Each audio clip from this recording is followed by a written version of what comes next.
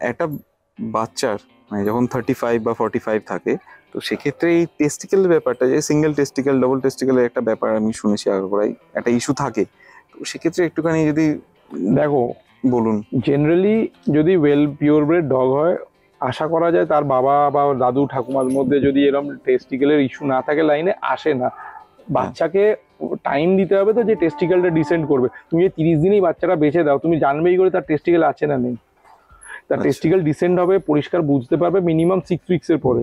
তো তার আগে যদি কেউ বাচ্চাটাকে বেঁচে দেয়, তো সে জানতে পারলো না আদেও আছে নেই। এবার যে কাস্টমার নিয়ে গেল, সে পরে কোনো ডাক্তার দেখালো, সে বললো সিঙ্গেল টেস্টিকেল, ফেরত নিয়ে গেল, দাদা আপনি তো সিঙ্গেল টেস্টিকেল দিয়েছেন।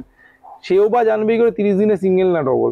মানে এটাও তো হতে পারে যে মিস হ্যান্ডেলিং ব্যাপার। হ্যাঁ, সেটা বলছি। ব্যাপারটা কি হয়, বাচ্চাদের টেস্টিকেলটা জাস্ট মাছের একটা মেমব্রেনের মধ্যে জল ভরা, মানে সলিডিফিকেশন হয় না আপ টু 3.5-4 মাস অব্দি। আচ্ছা। এবারে কি হয়, এই লোকে বাচ্চা কোলে তুললো, হ্যাঁ 40 দিনে বাচ্চা, 50 দিনে বাচ্চা কোলে তুললো, দুটো পায়ের ফাঁকে যে হাতটা দিল, টেস্টিকেলে হাতটা পড়লো, যদি একটু 19-20 মিস হ্যান্ডলিং হয়, টেস্টিকেল গলেও যেতে পারে। আচ্ছা।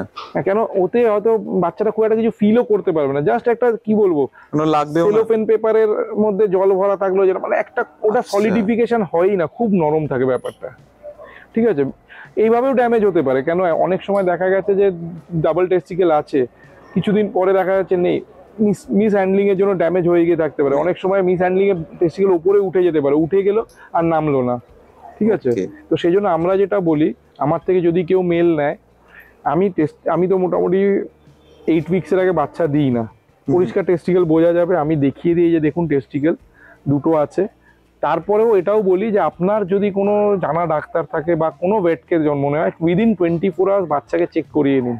কেন, আপনি 6 মাস বাদে এসে বলবেন যে টেস্টিকেল নেই, আমি কোনো তার কিচ্ছু করতে পারবো না। আপনি এখন আজকে বাচ্চা নিচ্ছেন, আজকেই চেক করান কোনো ভেটকে দিয়ে।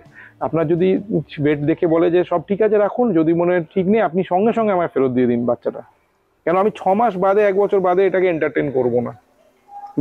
Fair enough. আমি তো বলছি আপনি চেক করান যে কোনো ডক্টরকে দিয়ে, আপনি চেক করিয়ে নিন। কেন, এটা কি হয়, ওর বাড়ির কারো বাড়িতে গিয়ে সে কিভাবে হ্যান্ডেলড হচ্ছে আমি তো জানি না, সে কিরম ভাবে রাখছে, হয়তো অনেক কোনোভাবে চোট লেগে ড্যামেজ হয়ে গেল টেস্টিকেল, পরে এসে 6 মাস বাদে বলবে যে আমার ডগের টেস্টিকেল নেই, আমি তো আরেকটা টেস্টিকেল ঢুকিয়ে দিতে পারবো না তখন। তো সেই জন্য এটা আপনি যখনই মেল নিচ্ছেন, ডাবল শিওর ট্রিপল শিওর হয়ে নিন যে হ্যাঁ টেস্টিকেল এখন আছে, পরে কি হবে সেটার দায়িত্ব কেউ নেবে না। কেমন লাগলো আজকে আমাদের এই ভিডিও জানাতে অবশ্যই ভুলবেন না আমাদের কমেন্ট বক্সে। চলুন দেখা হবে নেক্সট অন্য কোনো ভিডিওতে, ততদিন সঙ্গে থাকুন, দেখতে থাকুন প্যারাডাইস পেটস অ্যান্ড ব্লগ।